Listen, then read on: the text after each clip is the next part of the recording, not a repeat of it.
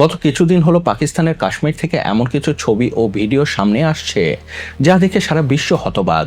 নিজ দেশের জনগণের প্রতি পাকিস্তানের সেনাবাহিনী কতটা হিংস্র হতে পারে, কতটা নিচে নামতে পারে, তা এখন পুরো বিশ্ব দেখছে। কিছু কিছু ভিডিও ছবি এতটাই সেন্সিটিভ যে, এতটাই ভয়াবহ যে তা ইউটিউবে আপ করা সম্ভব না, তাহলে ভিডিওই ব্লক হয়ে যাবে। কিন্তু বাস্তবতা এটিই যে পাকিস্তান সেনাবাহিনী নির্বিচারে গুলি চালাচ্ছে। কাশ্মীরের রাস্তায় রাস্তায় মানুষের লাশ পড়ে আছে। এমনকি পাকিস্তান সেনাবাহিনীর হাত থেকে যুবক, বুড়ো, শিশু কেউ রেহাই পাচ্ছে না। দেখুন, পাকিস্তান সেনাবাহিনীর বর্বরতা সম্পর্কে আমরা বাঙালিরা সবাই খুব ভালো করে জানি।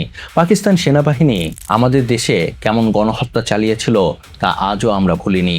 কিন্তু এই প্রথম পাকিস্তানের সেনাবাহিনীর কর্মকাণ্ডকে ইসরায়েলি সেনাবাহিনীর সাথে তুলনা করা হচ্ছে। পাকিস্তানের নাগরিকরা এখন বলছে পাকিস্তান সেনাবাহিনী ইহুদিদের চেয়েও খারাপ। बेशुमार भाइयों को शहीद कर दिया है, जख्मी कर दिया है। ये यहूदियों से भी पहली नस्ल है। इन जालिमों को शर्म नहीं आती। इस रोड पे जहाँ पे खून ही खून है, गोलियां मार रहे हैं हमारे भाइयों को। क्या तमाशा है ये? आप हमारे पैसों पे पलते हैं। ये गोलियां हमारे टैक्स के पैसे से खरीदते हैं, हमें मार रहे हो जालिमों। বিভিন্ন সংবাদ মাধ্যমের গ্রাউন্ড রিপোর্ট অনুযায়ী পাকিস্তান সেনাবাহিনীর গুলিতে নিহত বেশিরভাগেরই বয়স 15 থেকে 35 বছর। এই নৃশংস গণহত্যার খবর যাতে বাইরে না আসে তার জন্য পাকিস্তান সরকার গত 40 দিন হলো কাশ্মীরে ইন্টারনেট ও যোগাযোগ পরিসীমা বন্ধ করে রেখেছে। এমনকি নিহতের সংখ্যা কত তা যাতে কেউ জানতে না পারে তার জন্য হাসপাতাল পর্যন্ত বন্ধ করে দিয়েছে। আন্তর্জাতিক বিভিন্ন সংবাদ সংস্থা যেমন আল জাজিরাকে পুরো পাকিস্তানে নিষিদ্ধ ঘোষণা করা হয়েছে।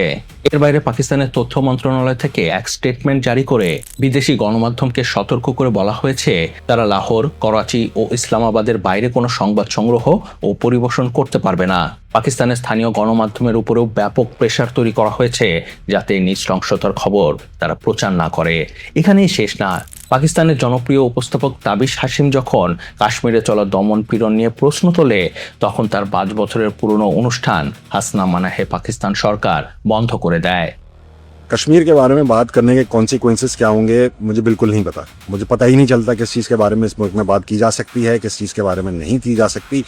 बहरहाल जो कुछ खबरें जो कुछ सोशल मीडिया से देख रहे हैं बहुत डिसहार्टनिंग है यार। पाकिस्तान के किसी हिस्से में भी हो नहीं अच्छा लगता है।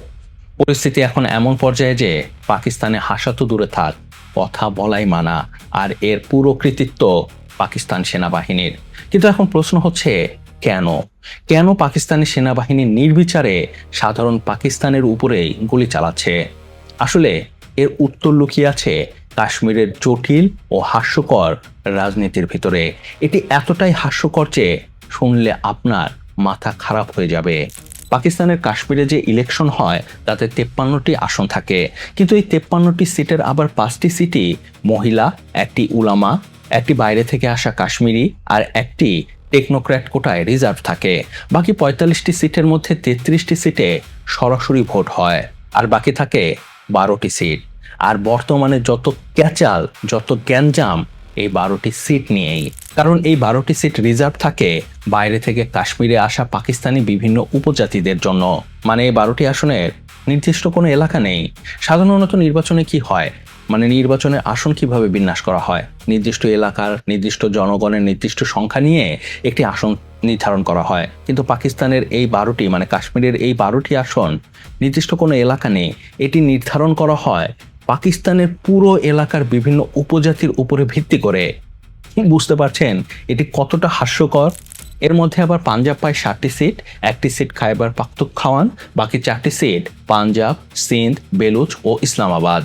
মানে আসন কাশ্মীরের, কিন্তু তা নির্বাচন করে কাশ্মীর না, পাকিস্তানের বাইরের লোকেরা।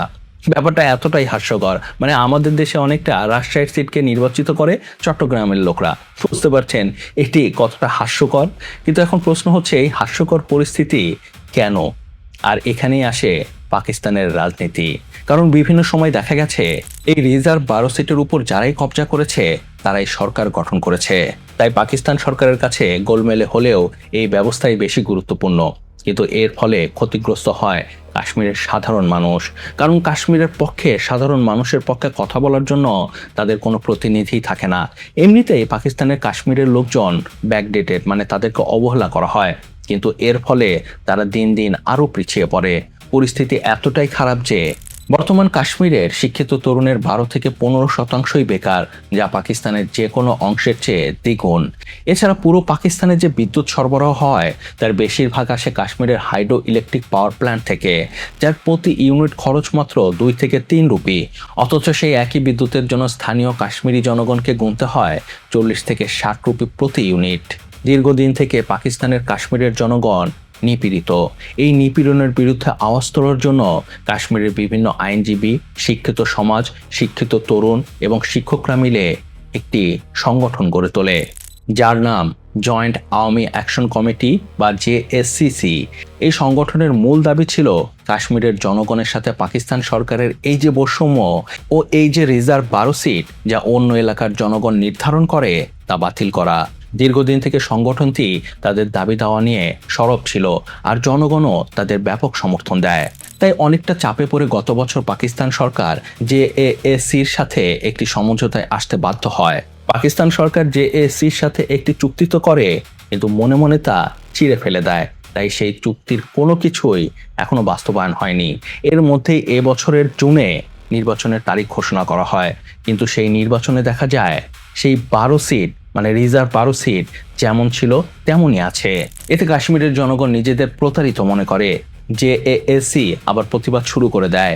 পরিস্থিতি নিয়ন্ত্রণ আনতে এবছরের 5 জুন সন্ত্রাস বিরোধী আইনের আওতায় JACCকেই নিষিদ্ধ ঘোষণা করে দেয় পাকিস্তান সরকার। পুলিশ একে একে JACCর বিভিন্ন নেতাকে গ্রেপ্তার করতে শুরু করে, কিন্তু এতে পরিস্থিতি শান্ত তো হয়ই না, উল্টো আরও অশান্তির আগুন বেড়ে যায়। আন্দোলন আরও জোরদার হয়, হাজার হাজার মানুষ রাস্তায় নেমে আসে, আর সাধারণ মানুষের এই আন্দোলন থামাতেই সেনাবাহিনী নির্বিচারে গুলি শুরু করে দেয়। এতে এখন পর্যন্ত 30 জন মানুষের নিহত হবার খবর পাওয়া যাচ্ছে, কিন্তু ধারণা করা হচ্ছে এটি প্রকৃত সংখ্যা না, প্রকৃত সংখ্যা আরও বেশি। সেটি আমরা জানতে পারছি না, কারণ পাকিস্তান সরকার সেখানে কোনো সংবাদ মাধ্যমকে ঢুকতে দিচ্ছে না, সেখানকার সকল ইন্টারনেট ও যোগাযোগ পরিষেবা বন্ধ করে রেখেছে। কিন্তু মজার বিষয় কি জানেন, এই যে এত কেওয়াজ, এত মারামারির মধ্যেও পাকিস্তান সরকার নির্বাচন বন্ধ রাখেনি, তারা প্রথম দফা নির্বাচন করে ফেলেছে। কিন্তু এত প্রাণহানির পরেও, এত সেনা মোতায়েন ও গুলি বর্ষণের পরেও সাধারণ মানুষ তাদের আন্দোলন থামিয়ে রাখেনি, তারা এখনো প্রোটেস্ট করেই যাচ্ছে। এদিকে বিভিন্ন আন্তর্জাতিক পর্যায় থেকে চাপ আসলে পাকিস্তান সরকার এই আন্দোলনকেই ভিন্ন খাতে নেওয়ার চেষ্টা করেছে। কখনো তারা এর পুরো দায় ভারতের উপর চাপিয়ে দেবার চেষ্টা করেছে। मजमूम साजिश जिसका ये हिस्सा है और जिसको ये आगे लेके चल रहे थे, आज कोई शक व शुबा नहीं होना चाहिए किसी भी पाकिस्तानी को कि इसके ताने बाने भारत से मिलते हैं और हमारे पास अब इसके नाकाबिले तरदीद शवाहिद मौजूद हैं। আবার কখনো এটিকে সন্ত্রাসী কার্যক্রম বলে চালিয়ে দেবার চেষ্টা করেছে। শুধু তাই নয়, পাকিস্তানের ডিফেন্স মিনিস্টার তো আন্দোলনকারীদের পাকিস্তানেরই শত্রু ঘোষণা করে দেয়। কিন্তু তারপরও সত্য লুকিয়ে রাখা যায়নি, সত্য ঠিকই বেরিয়ে এসেছে। সারা বিশ্ব এখন পাকিস্তানের বর্বর রূপ দেখছে। তো যাই হোক, এ ছিল এ ব্যাপারে আমার বিশ্লেষণ। এ ব্যাপারে আপনার কি মত আমাকে নিচে কমেন্টস করে জানাতে পারেন। আর হ্যাঁ, ভিডিওটি কেমন লাগলো তো অবশ্যই জানাবেন, আর প্লিজ সাবস্ক্রাইব করতে ভুলবেন না। বিশ্বাস করুন, আপনার একটি সাবস্ক্রাইব, একটি লাইক, একটি কমেন্ট আমাকে অনেক বেশি উৎসাহিত করে নতুন নতুন কন্টেন্টের কোয়ালিটি ভিডিও তৈরি করবার জন্য। আর একটি লাইক, একটি কমেন্ট, একটি সাবস্ক্রাইবে আপনার তো কিছু যায় আসে না, কিন্তু বিশ্বাস করুন আমার অনেক উপকার হয়। তাই লাইক করবেন, কমেন্ট করবেন, সাবস্ক্রাইব করবেন। ভালো থাকবেন, সুস্থ থাকবেন। আল্লাহ হাফেজ। নেতাদের মতো ধোঁকাবাজি বন্ধ করো, আর লাইক, কমেন্ট, সাবস্ক্রাইব করো।